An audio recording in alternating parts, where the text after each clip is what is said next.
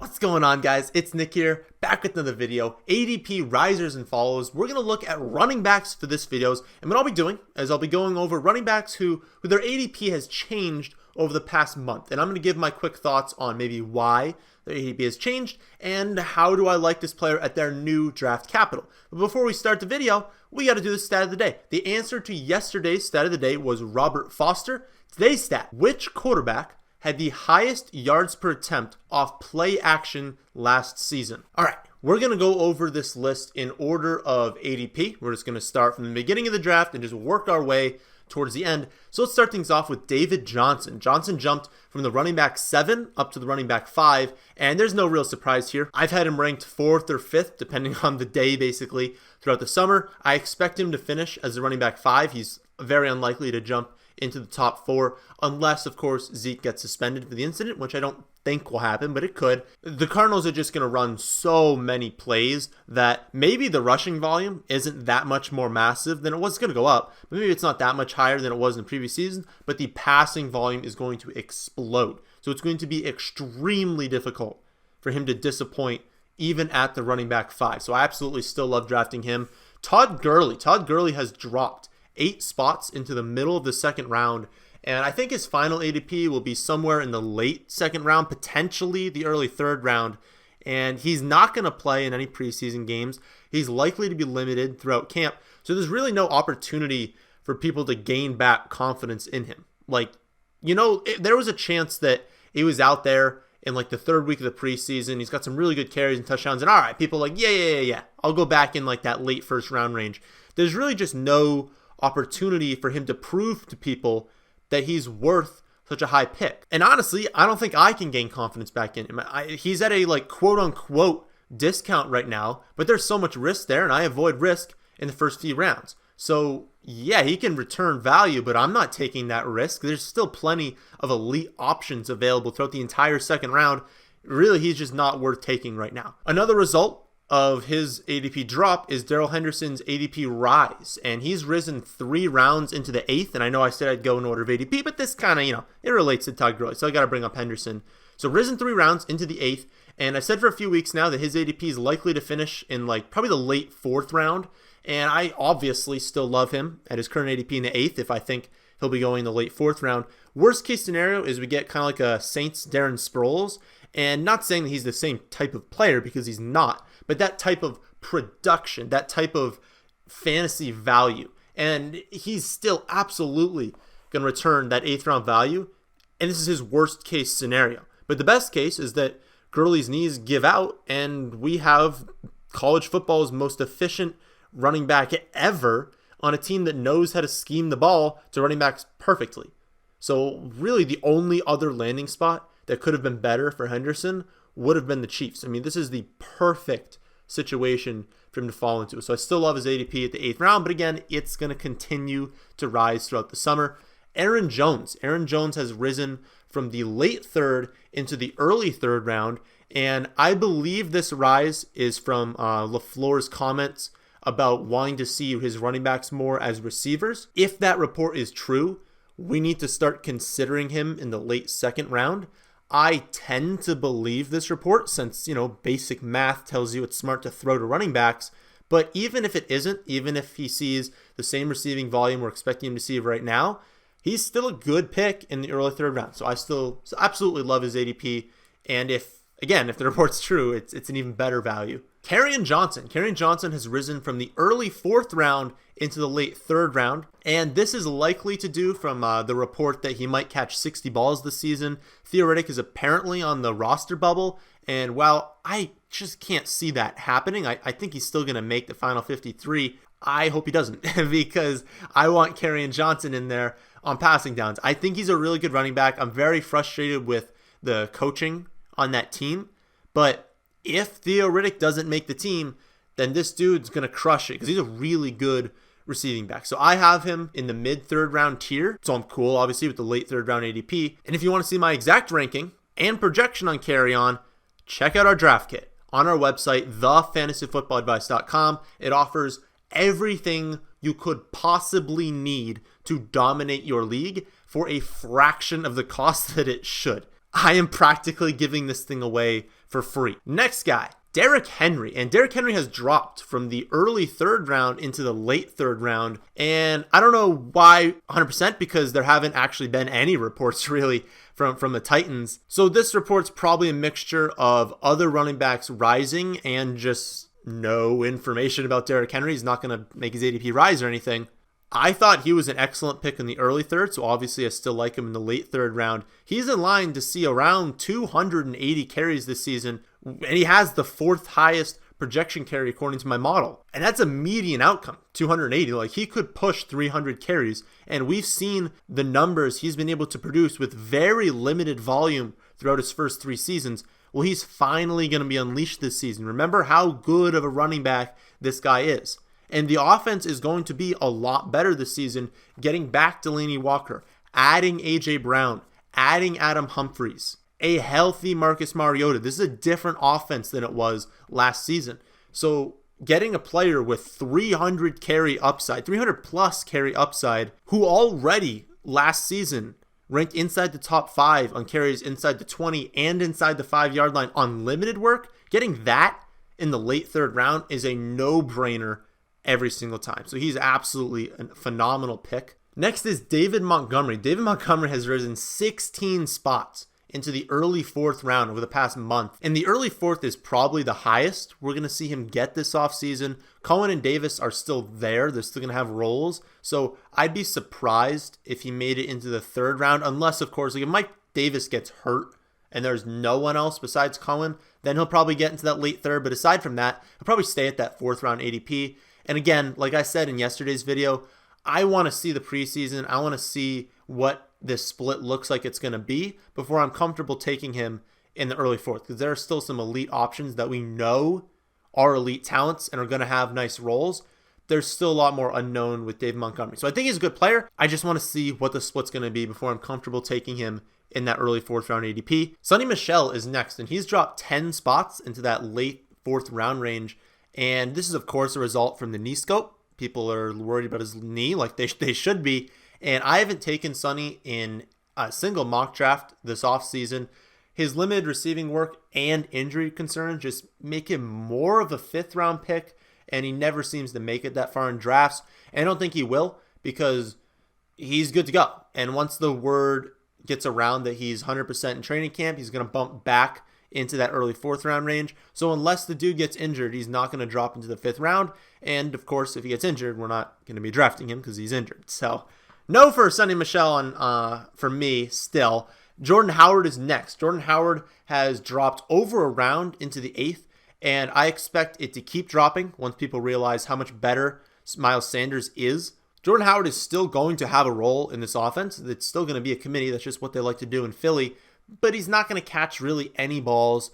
We know that any player that has limited receiving work and is going to split early down work, it's just tough for them to pay off in fantasy. So my projection on him is really, really low, and it's going to be very, very difficult for him to even return 8th round value. So unless this dude drops into like the 10th, 11th round, that's probably where you can start looking at him for the upside if something happens to Miles Sanders.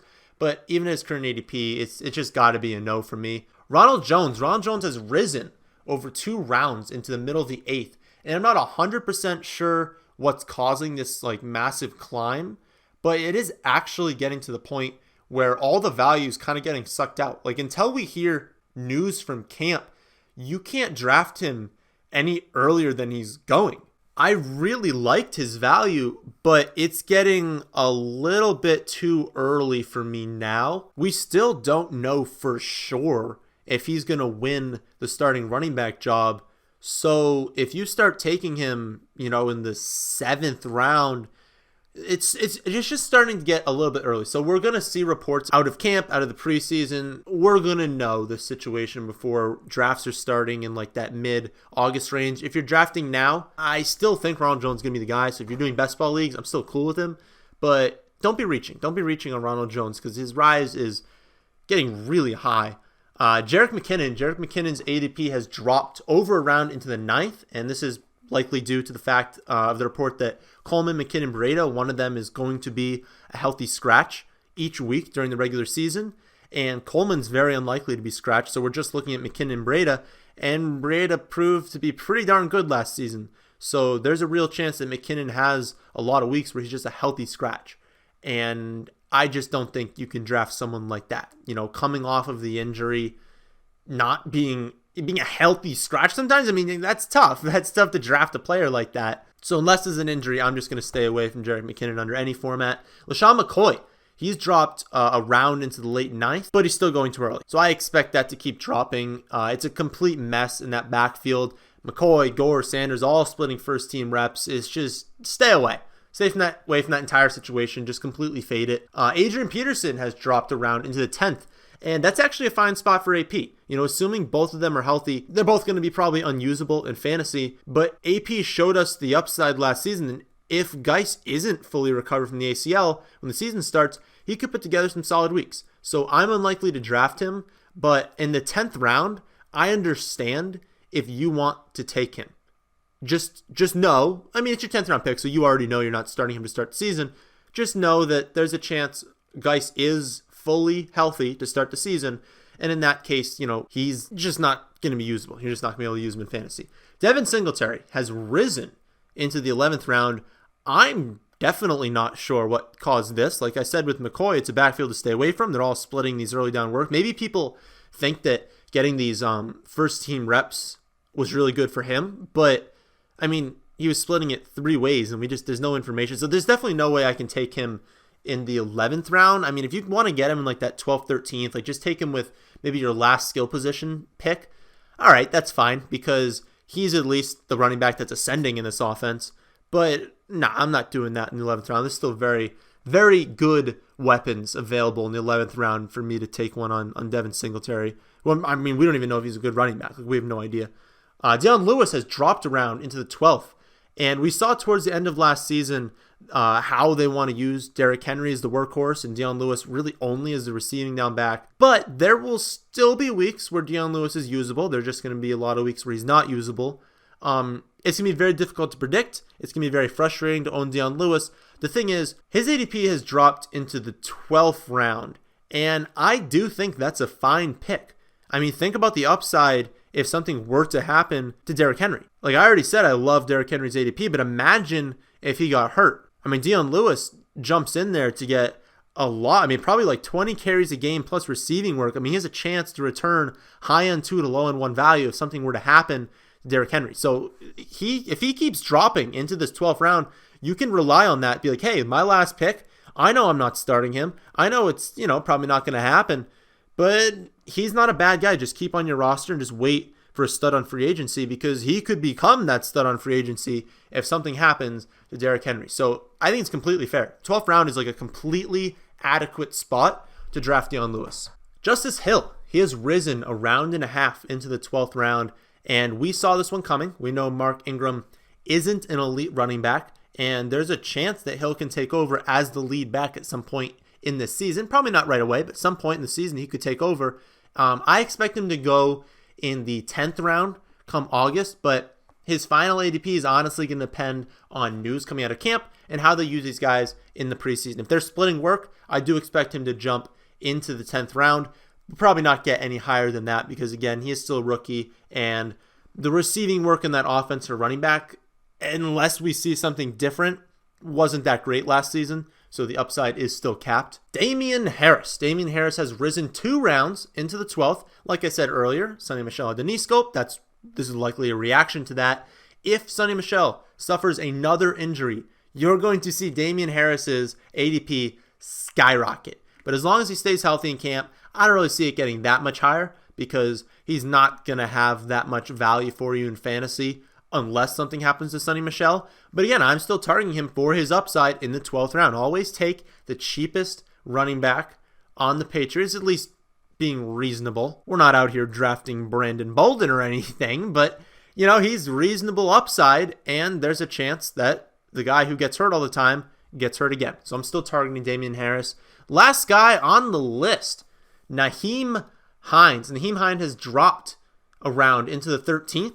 And this is probably a reaction from Frank Reich's comment that Paris Campbell, his presence is going to affect Hines, and he's not really a running back we look to target in the late rounds anyways. He actually had a solid rookie season in the receiving game, but that was more from an end of season numbers. You couldn't really rely on him for fantasy.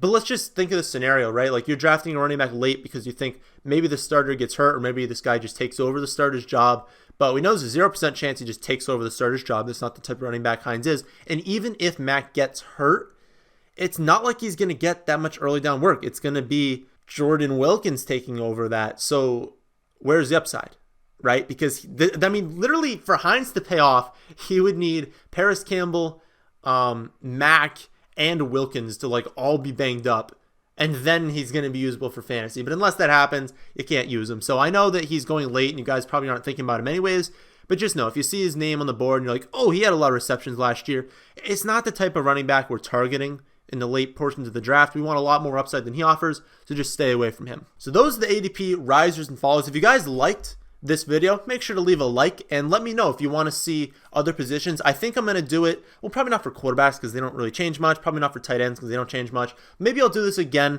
for the wide receiver position because I think it's a good opportunity to just kind of look, where are people going in drafts, where they used to go, and do I like the increase or decrease in their ADP? Because again, I can make a comment right now, but in a month, their ADP could be 2 rounds different. So you guys got to know, hey, how does that affect it? Because obviously, if a guy's going 2 rounds earlier, I like him less than he was going 2 rounds later.